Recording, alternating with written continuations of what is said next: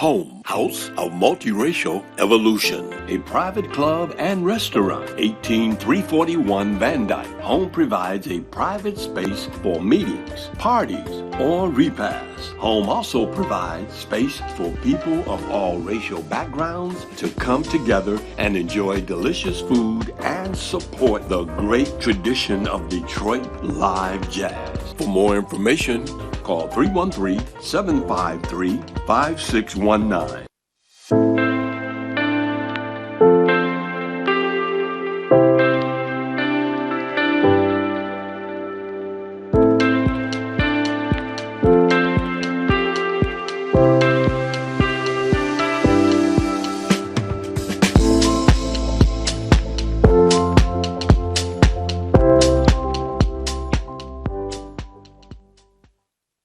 Good morning.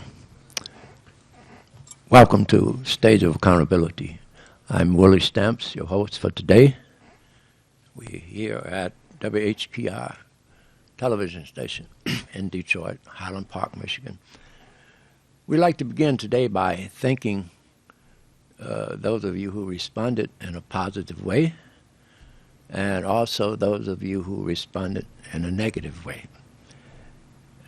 The reason for that is that I would like for you to understand that it takes the negative and the positive together to create power.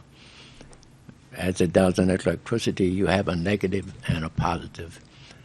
And when you put the two of those together, you will receive some power. And that's something that is likened in our community. I would like to first talk briefly about the purpose of doing this show. One of the main purposes is to find a solution to our problem that we have in our community.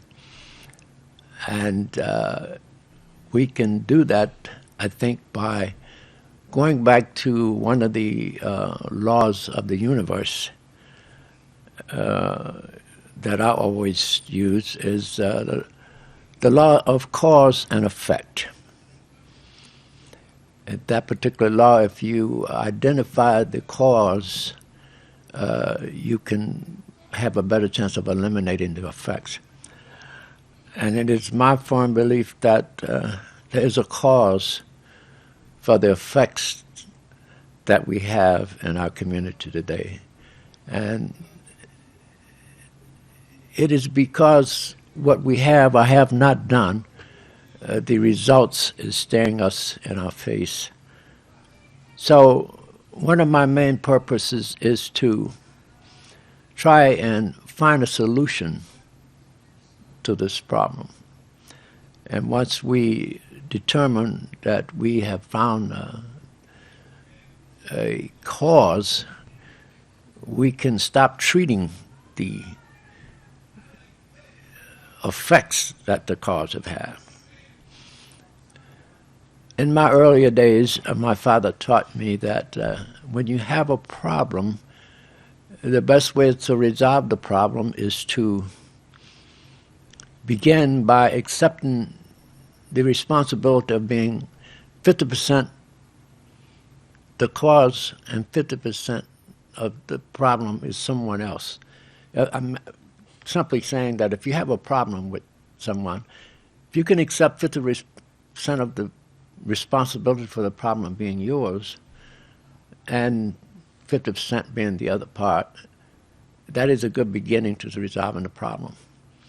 So with our community, I believe if we would accept the fact that 50% of our problem is ourselves and 50% is the outside source, we may begin to resolve our problem by finding a solution.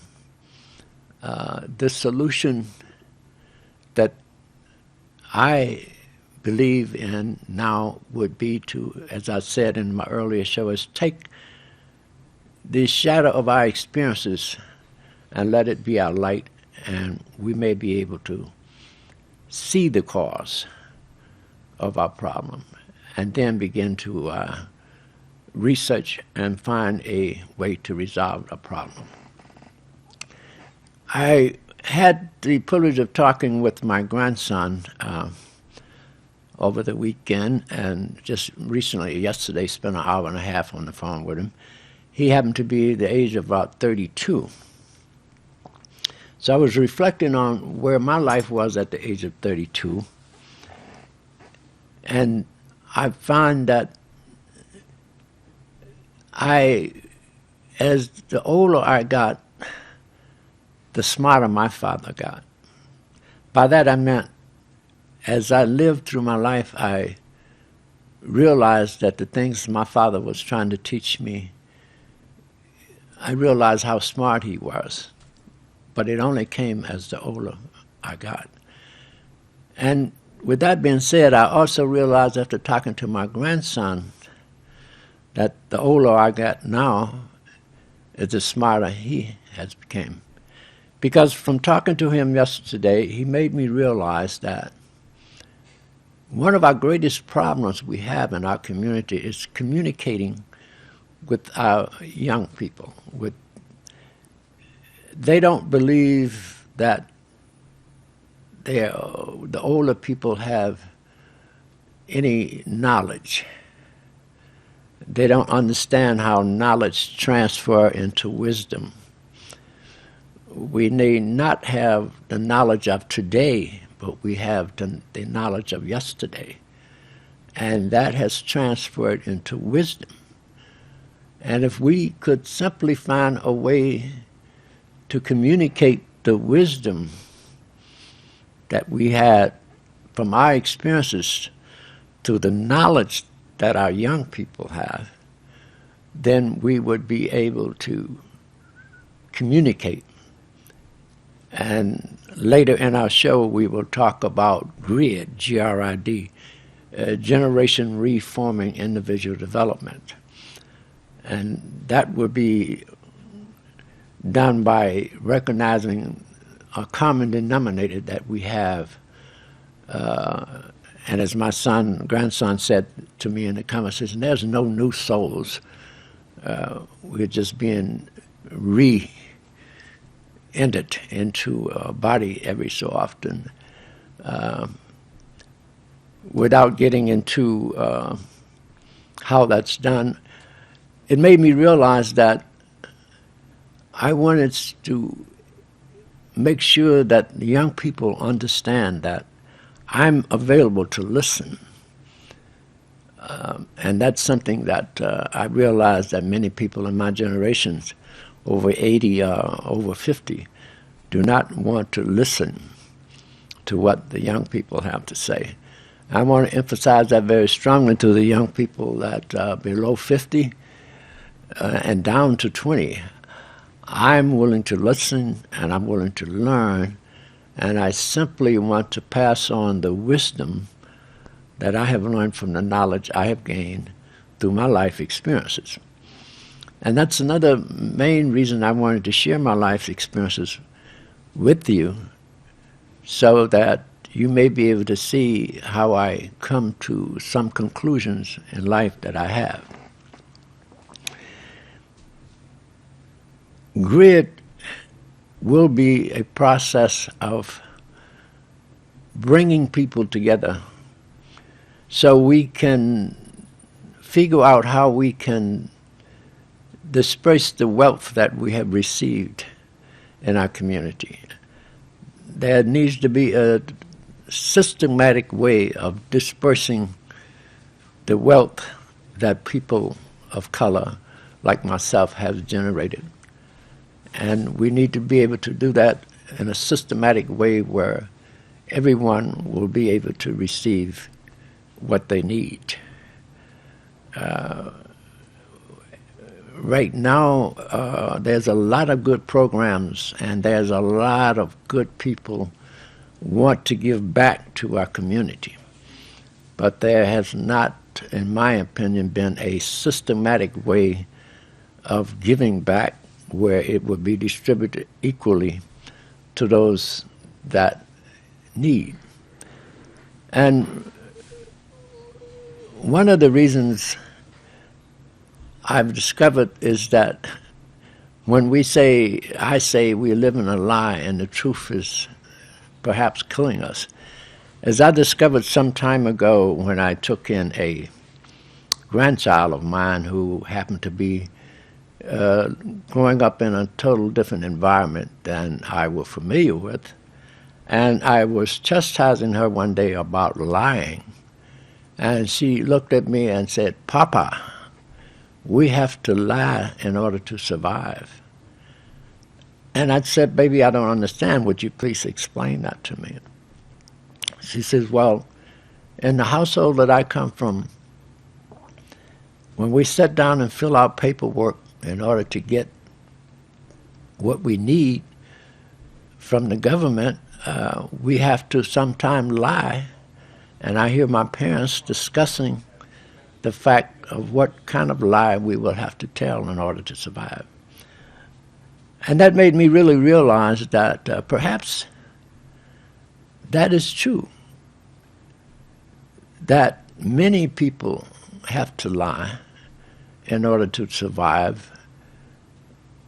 And the results of that has spread it so widely now till the truth is so covered up. And this goes all the way back to living a lie in our community. When I remember older people would say, it's not what you do, it's how you do it. They were a way of explaining away what they may have done that was wrong, but they had to do it in a way that it didn't really hurt anyone.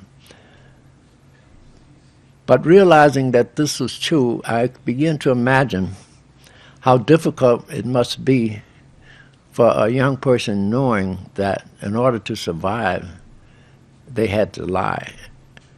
So the value of truth was totally destroyed. And looking at the root of what that problem was, it came down to money, which is identified as the root of all evil. So it reminded me that if you fall in love with the root of evil, then a root produces the tree. That's the main source of life for any living object, is the root. And then that becomes like perpetual motion. They say there is no perpetual motion, but life is perpetual motion, because it generates its own stuff. It becomes a convert mechanism. And that's what we need to do in our community, is to discover a convert mechanism that we will provide for ourselves and be able to feed ourselves. I'm going to come back in a few minutes and reflect on the first 3 decades of my life and talk about briefly how the conclusion of those 3 decades put me in a situation that I was in at Detroit Edison, and we'll discuss some of the truth about that experience, because if I don't tell you the truth of my story, it will not be told. So we're going to take a little break. We are now listening to WHPR TV in Highland Park, Michigan, and we'll be right back with the stage of economy. The stage of economy. We're going to talk briefly about the economy of the case of Detroit Edison, how that affected our community. But the stage of accountability will be back shortly. Thank you. We'll see you in a few seconds.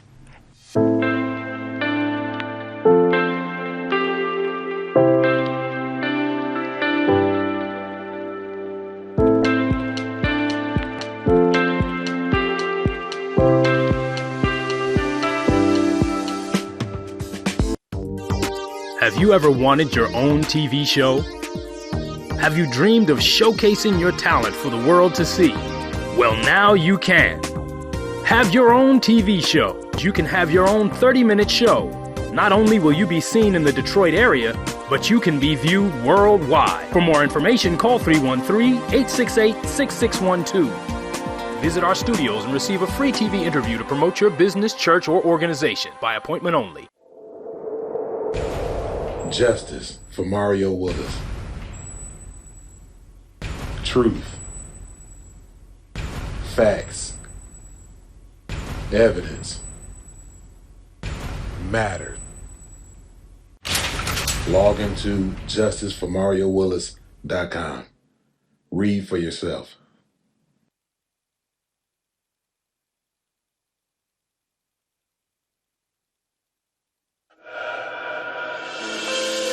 Watkins Broadcasting is going worldwide. Now you can watch Detroit's own WHPR on your TV from anywhere in the world. No matter where you are, you can stay in the know with WHPR TV and Roku. You can get your easy-to-install Roku box from wherever you shop for your entertainment gear. Once your Roku box is connected to your TV and internet, go to the channel store on the home menu of the Roku box. Enter WHPR TV in the search engine and add it to your channels. That's it. That's all you need to get the best in entertainment, news, and talk, no matter where you are. Roku brings all of your favorites to your TV. Netflix, Hulu Plus, Crackle, HBO Go, and now WHPR TV, Detroit Live. Home, House of Multiracial Evolution, a private club and restaurant, 18341 Van Dyke. Home provides a private space for meetings, parties, or repasts. Home also provides space for people of all racial backgrounds to come together and enjoy delicious food and support the great tradition of Detroit live jazz. For more information, call 313-753-5619.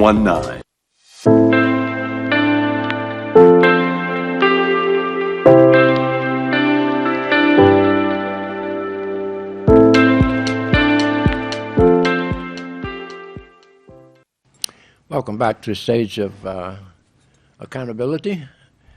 We will now continue with me reflecting back on the 2-3 decades that we talked about on the last show. My first decade, the important part about being from 1 to 10 is that I had the experience of traveling to Chicago and Detroit by the time I was 8. And at that time, Detroit was the third largest city in the country, and Chicago was the second largest city. And I had had the privilege of watching TV in 48 and getting a chance to see New York. So with that experience at 10 years old, I put me in a sort of a different situation in my community that I was in. And between the age of 10 and 20, my experiences, as I had shared earlier, put me in a situation where I had finished school, had some experiences in the street of Chicago, being homeless, and was married and had lost a wife and son by the time I was 20. The third decade is what I'm going to concentrate on today, about what took place in my life between 20 and 30. I'm going to probably hit the middle of around 67, as you remember. The Detroit riots were here, and I had just got employed at Detroit Edison in 1967 before the riots. When the riots took place, I happened to be in Palmer Park on a picnic with my 4 children, and was very disturbing to have to leave the park that Sunday afternoon and rush home and provide shelter and safety for my kids by going over to one of my elders' home, one of my relatives, and spent some time before going to work on Monday. But from going to work on Monday, I was told that I was going to be on lockdown. I had to stay on the Edison property until it was over. And I remember clearly that it seemed like we was in a war. I remember World War II, seeing pictures and listening to things on the radio. But as I reflected at night while being at my job, spending 2 or 3 days there without being able to come home, I realized that I, at the age of 27, had 27 different jobs. And I had left all of the jobs basically because the opportunities for advancement was not there. So during that time that I was shut in at Edison, I had a chance to do a lot of reading.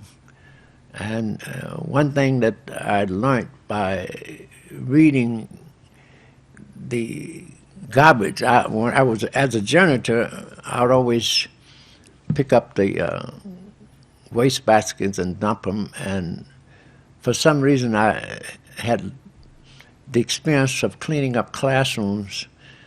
On my first job as a student at 11 years old, I had a job 27 cents an hour to clean classrooms. And I discovered that if you look in the wastebasket, there's a lot of information there. So I would read stuff before I throw it away, you know. So while doing this at Detroit Edison, and after staying there all night, I had a chance to look through a lot of paperwork that they were throwing away. Consequently, I was able to discover that they had 11,000 employees, 10,500, I believe it was. And out of 11,000 employees, there was only 301 people of color. And somebody had this information and dotted it down. And for economic reasons, that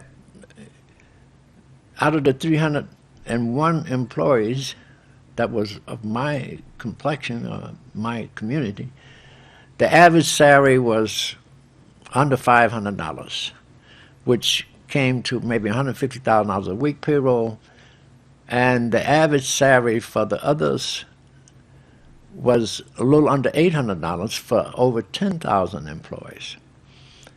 So you can do the math. But it left me feeling, gee, there are opportunities here that I'm going to stay and fight for, you know. And I began to pray about that, and consequently, I talked about being at a meeting and signing my name on a letter to the chairman of the board. And from that point, I had a vision one night of injustice. It was a big stone in front of me that said injustice, and there were at least 12 different ropes tied to it, and they was all pulling different directions. I had identified them as different movements, like Tim Farmer, Jesse Jackson, SNCC. There was many different organizations pulling different directions, trying to move the stone of injustice. So I went to work the next day and had a discussion with an elder who was I admired because he had a beautiful job. He was a lamp changer, and he was able to change light bulbs all night and sneak out, go to the racetrack, and come back. He had a relationship with the supervisor. But anyway, I shared my vision with him and my dream, and he said, Stamps, maybe there's something that you have to do. He said, maybe you ought to go to a union meeting one night, you know. So anyway, consequently, I went to the union meeting, and just as I walked in the door, I was late the nomination for chairman of my division was being made. And as I walked in the door, one guy stood up and said, I nominate Willie Stamps for chairman. And that was an argument took place that somebody had made a motion to close the nomination, and that had only been one nominee. The parliamentarian, whatever the guy that's supposed to make the decision, decided that because no one had seconded the motion, that the nomination was acceptable if I would accept. So they looked at me and said, Stamp, do you accept that? Without even thinking about it again, yeah, I'll accept the nomination. So with that being said, consequently, the next week they voted. I won the election by 2 or 3 votes, I believe it was. We only had 301 employees at Detroit Edison at the time. We had 101 in my division. So that was a third of the total population of my country,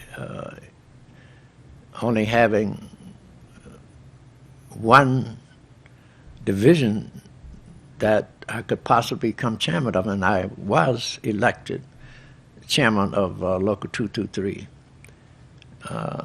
Buildings and Property Division. According to my history, that I was the first to be chairman of this division, and that put me on the council of the Utility Workers Union, which had 21 different divisions. So the first meeting that I went to as a council meeting, the president opened the meeting by saying, young men, we are all free, white, and 21, so let's come to order. And as soon as he said that, he looked over at me and said, oh, Willie Stamps, I'm sorry, I forgot you was here. I apologize. He left me breathless. I looked at him and said, that's all right, Mr. Johnson, Pete Johnson. I am here, and maybe one day I will own this place.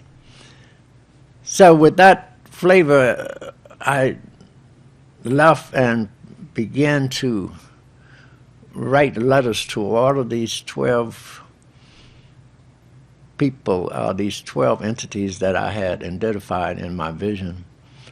And consequently, New Detroit, president of the New Detroit Committee, which was formed after the riot, happened to be on that list. And that's when I did get a response from someone saying they would love to help me. And as I mentioned earlier, the chairman of the board was Walter Sister, the chairman of Detroit Edison. And I had already met him without knowing, because I was cleaning up his office. He had 2 offices. He had an office on site in the main GO General Office building, and then he had an office off-site, which was in about a block away from the main office. And his garbage, his trash cans, I read everything that he was throwing away. And when I come back, we're going to talk briefly about some of the things I discovered from reading the trash out of the chairman of the board's office. Plus, I had to sit in his office and look at a championship, a statue, a trophy that he had of a black man in a shrunken head. We will come back and we will continue on. We'll take a small break, and you're listening to State of Accountability on radio TV station WHPR in Highland Park. We'll be back shortly with more of my story.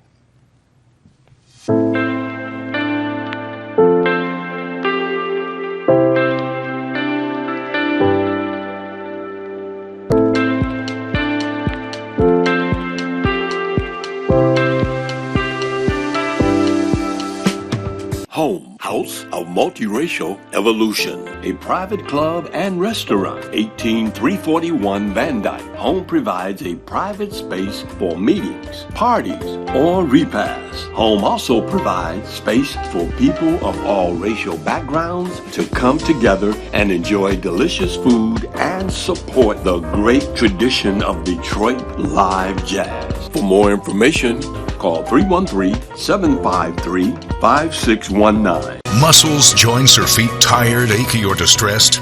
Tried everything? Ringmaster Rubbing Oil is a vintage topical pain reliever, trusted for over 70 years, with a rich formula for the treatment of stubborn aches and pains. Packaged in a glass bottle for purity, our liquid can also be used in warm water for foot soaks and compresses. A little goes a long way. Try our time-tested formula, available in several sizes.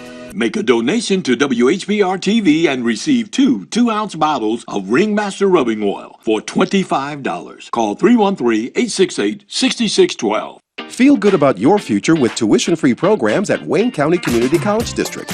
Whether you want to be in healthcare, computer science, the culinary arts, digital media, or robotics and automation for the next generation of vehicles, WCCCD has you covered. A full range of programs to achieve your goals, fit your schedule, and give you all the support you need to be successful. All of it tuition-free. Now there's something to feel good about. Register today at wcccd.edu. We, the people of Detroit, is dedicated to community coalition building and to the provision of resources that inform, train, and mobilize the citizens of Detroit and beyond to improve their quality of life. As a community-based grassroots organization, we, the people of Detroit, aim to inform, educate, and empower Detroit residents on imperative issues surrounding civil rights, land, water, education, and the democratic process. For more information, call 844-42-WATER, 844-42-WATER, or email wethepeopleofdetroit.com.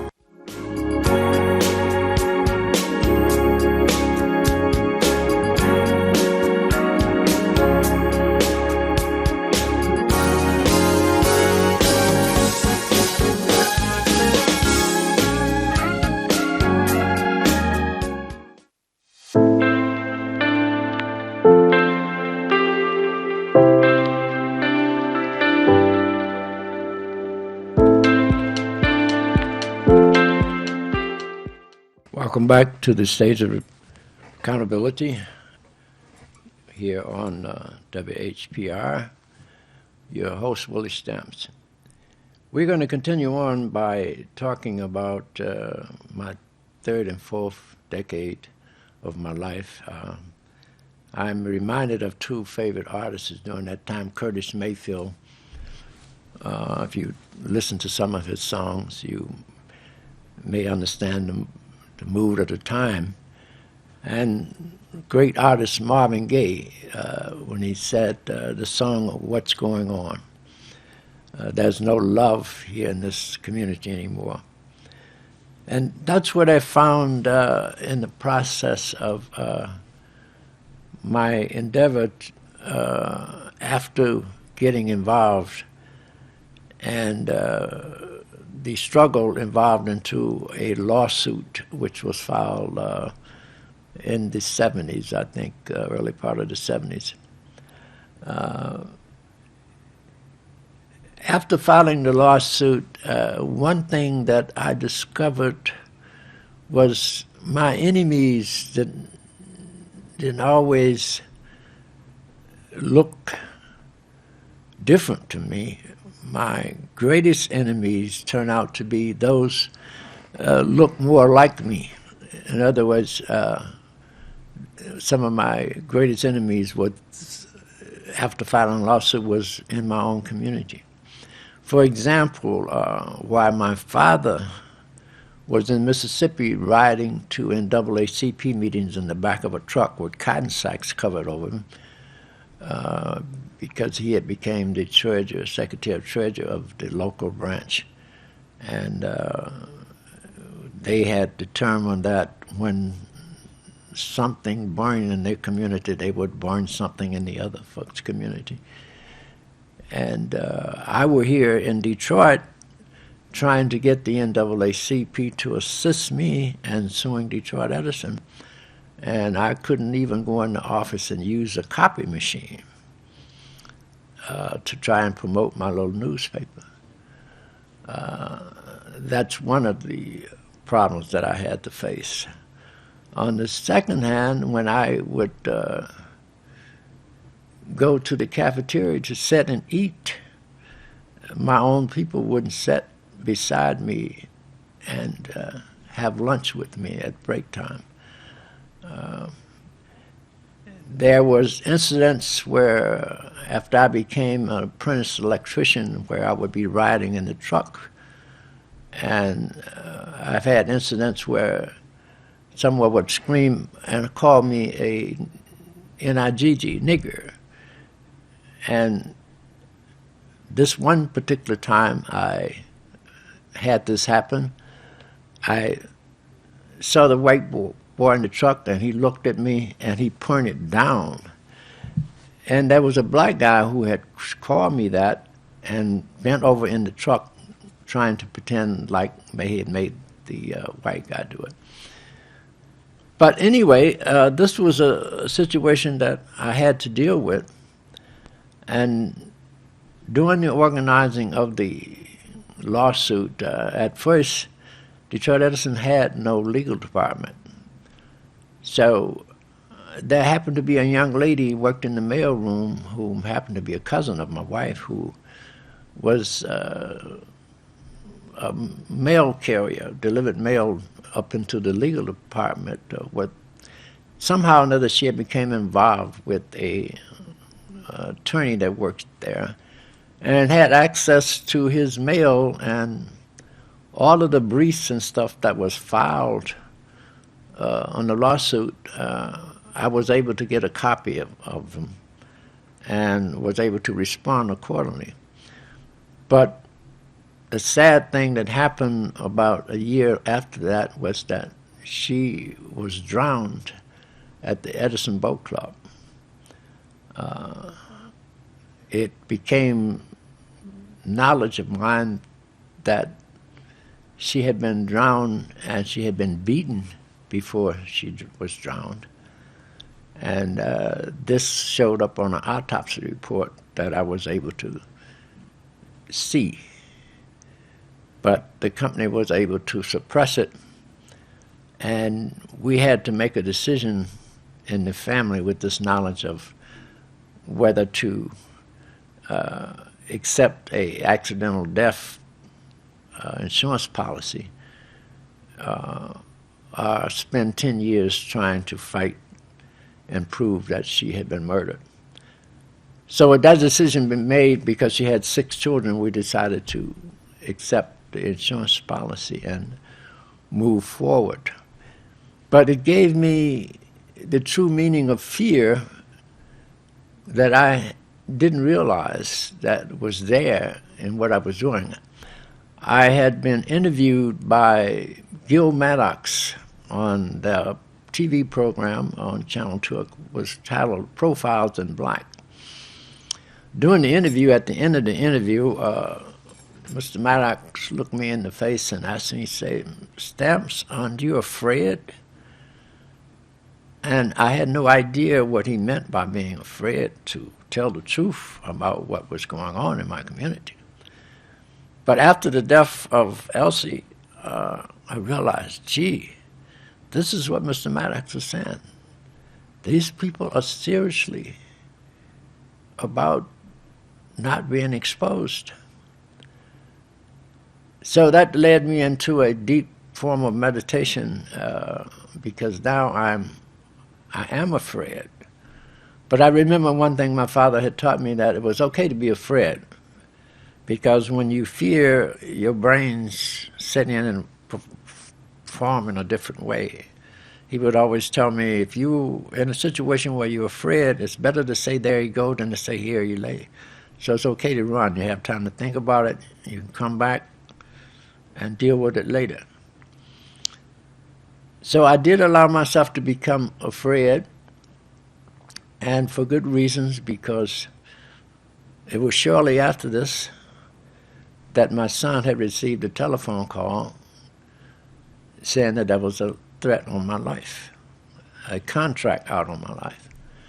So when I got the FBI and the government officials that was supplied to me by Equal Employment Opportunity Commission, because I had been invited to come to Washington, D.C. to testify at a public hearing, and they had provided me with protection and assured me that if I had a problem that the FBI would be there. So when this telephone call came in, I had two phones at the house.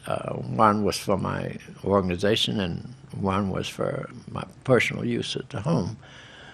The telephone call came in on the one that I had for the organization, so the FBI was able to trace the telephone call. They traced the telephone call back to a prominent judge office who happened to be hired by the company to defend them. And he just happened to be a black judge and a lawyer. This phone call had came from his office. And the FBI supplied me with that information and proceeded to give me the necessary protection that I needed to have. And this was devastating to know that I actually was being forced into trying to accept an offer that they had made. They had made an offer to me to accept a $150,000 payout and leave the company. This particular lawyer had informed me that if I would hold out, they probably could get it up to $250,000. But consequently, I had been meeting with one of the writers named Nadine Brown from the Chronicle, who had been very active in the unions while she was at UAW and had received a job as a writer at the newspaper. But at the Pontchartrain Hotel one night, she informed me that, look, Mr. Stamps, I wouldn't accept that offer if I were you, because you now are in a situation where she had just received some information somewhere that my attorney had gotten a grant to do a book. And that's when I realized from her information that I was being used as a guinea pig to fulfill a obligation he had to write a book of black workers and white unions, and there had been a grant provided for him. Again, money, the root of all evils, had played a great role in me getting him to defend me. But we had, by then, the Civil Liberty Unions, and we had been to Washington, D.C. and testified at a public hearing, and we had begun to go to court and had a judge assigned. And that's another thing that I want to touch on is the political arena of the law and the legal system, because I remember distinctly the day that I had to file my lawsuit. I had to be there at a certain period of time. The time had to be within 15 minutes, between 2:45 and 3 o'clock.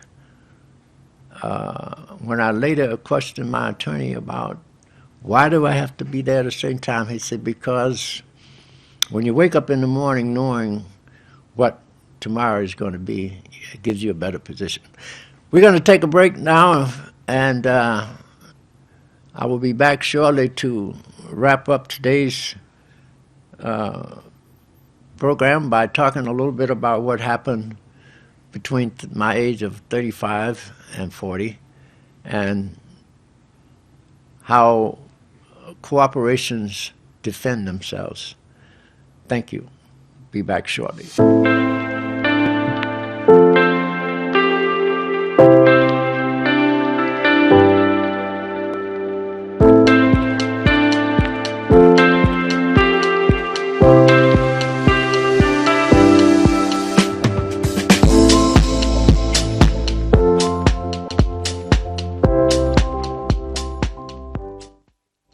To school under the blood revival service at the Word of Truth Church, 7107 Rivard Avenue in Warren, Michigan. Bring your entire family for this anointing. Sunday, August 27th, 10:45 a.m. and 5 p.m. Join Evangelist Alita Parker, guest evangelist. Also, Bishop Robert E. Garner, Ph.D., host pastor. For more information, call 586-486-4910. 586-486-4910.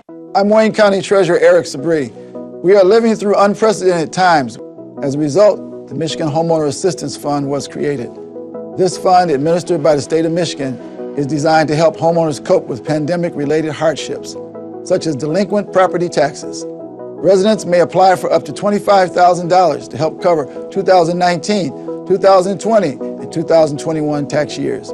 Previous year's taxes must be paid in full or in a payment agreement with the Treasurer's Office. Eligible homeowners must have a qualified financial hardship that occurred on or after January 21st, 2020. You must currently own and occupy your home as your primary residence and must have owned it since January 21st, 2020. To see if you qualify, please visit waynemetro.org, call 313-388-9799, or email taxinfo@waynecounty.com. We're here to help.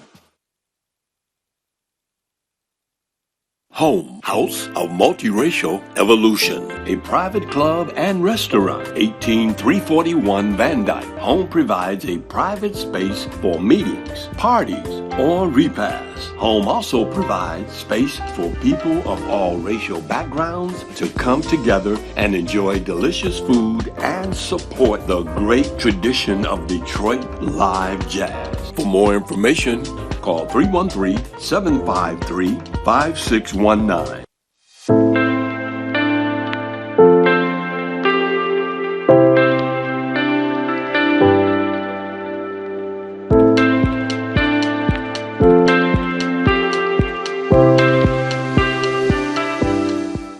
Thank you. We're back with the stage of accountability. I'd like to pay the rent a little bit by advertising that on Sundays between 6 and 10 at the home we'll be presenting a jazz workshop between 6 and 10 every Sunday. We will be featuring the reflection of music between bebop and hip-hop. We'll have the great Mike Sykeston, a violin player, and the great son of Marcus Belgrave, Kay Belgrave, will be participating in this set. So come out on Sundays between 6 and 10 and enjoy the reflection of music between bebop and hip-hop. $10 cover, BYORM. Bring your own relaxing medicine. That's every Sunday between 6 and 10. BYOB, bring your own relaxing medicine, $10 cover, and enjoy some jazz and music. With that being said, we're going to move on forward to talk about the power of the corporations and how they defend themselves. After Edison realizing that they needed, and as the judge first hearing said that he was going to take a big bite out of the apple, they then went and set up a new department, a legal department, and brought in the Assistant Attorney General of the Michigan, who happened to be the chairman of the Democratic Appointment Committee.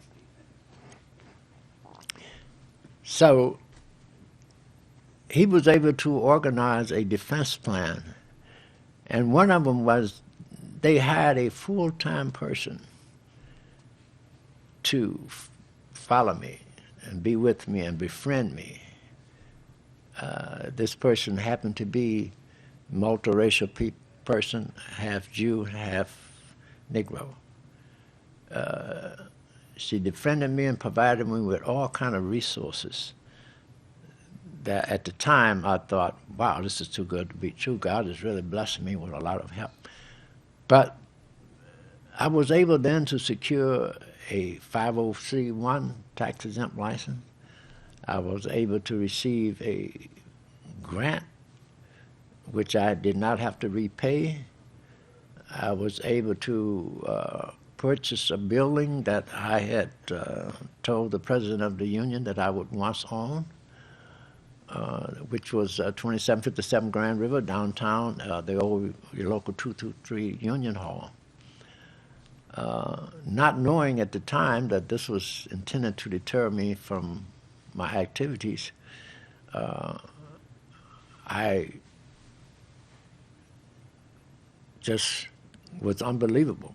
Before I knew it, I had monies to purchase the building, money to operate, and at the same time, I had became a minister of the Archdiocese of Detroit.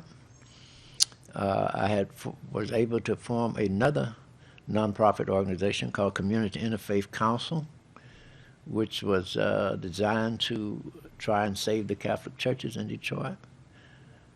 And during this time, I had also president of another nonprofit. I had 3 nonprofit organizations that I became president. The other one was Rebirth Incorporated, a jazz organization that was put together by a famous guy that many of you may have heard of, John St. Clair, which was a young white man from Ann Arbor promoting the use of marijuana. But these 3 nonprofit organizations, now that I was chairman of, and a minister of service, kept me quite busy.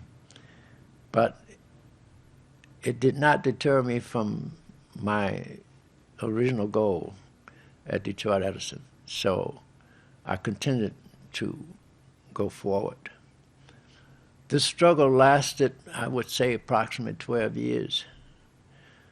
But having someone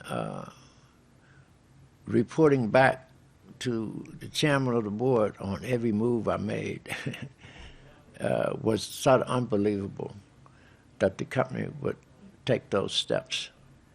I discovered this in a very sort of spiritual, unique way.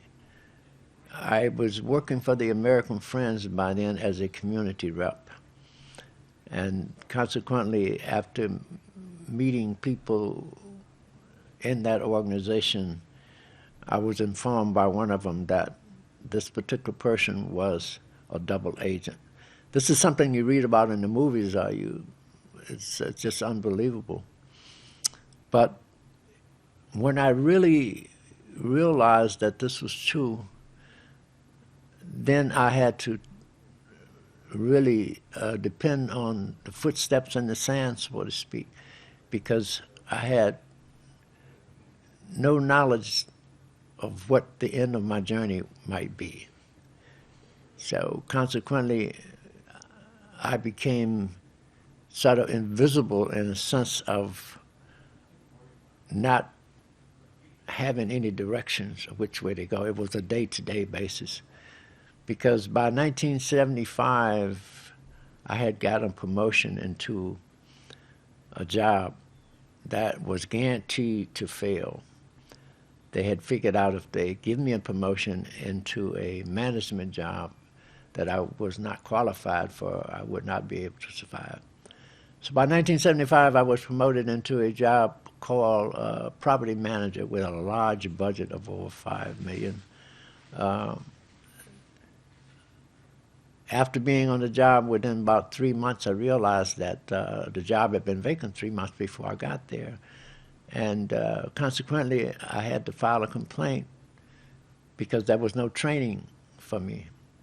the government didn't step in and force them to bring back the predecessor that had had the job prior to me, who happened to be a mayor of a downriver city, and he performed as mayor of a downriver city, plus did my job. But he had got promoted up into the political rank. But among the time he came back to train me, I was able to pick up so much knowledge. I discovered that how the $5 million budget was distributed out, how the kickback took place, how 10% of the budget, it was mind-boggling to understand how contract administrations work, how purchasing department work. With this being said, you know, I had to pray a lot, and I had to talk to my prayer partner, who encouraged me to continue and just make sure whatever I did, it was done for the right reason. So I'm going to leave you today with that. I had to then figure out a way to do whatever was necessary I had to do for the right reasons. But I'll be back next week to continue to tell you the ordeal that I went through with the tapping of my telephone all the way up to the Red Squad, the state crime police force investigating me, videotaping me, following me around. I will talk about the threats made on my life, my motorhome being blown up, my boat being damaged. There was so many things happening that all I can say is I survived for a reason. And I'm here today to try and utilize that life experience to share with you that we can do better. We must do better. We must find a solution to our problem. And I would ask you to come out on Mondays between 6 and 7 at the club, and we will discuss how you may participate in helping us find a solution to our problem. We'll look forward to seeing you next week. Look forward to seeing you on Sundays if you can possibly come out and enjoy the jazz that we provide on Sundays afternoons between 6 and 10 every Sunday. BYORM, bring your own relaxing medicine, $10 cover, and listen to some jazz music and the music that took place between bebop and hip-hop. Again, this is Willie Stampson thanking you for listening to me today, and hope every one of you on the sound of my voice will consider the possibility that we are living a lie and the truth is killing us. We'll see you again next week on WHPR Television, Highland Park. May the God of all gods be with you and bless you. We'll see you next House week. of Multiracial Evolution, a private club and restaurant, 18341 Van Dyke. Home provides a private space for meetings, parties, or repasts. Home also provides space for people of all racial backgrounds to come together and enjoy delicious food and support the great tradition of Detroit live jazz. For more information, call 313-753-5619.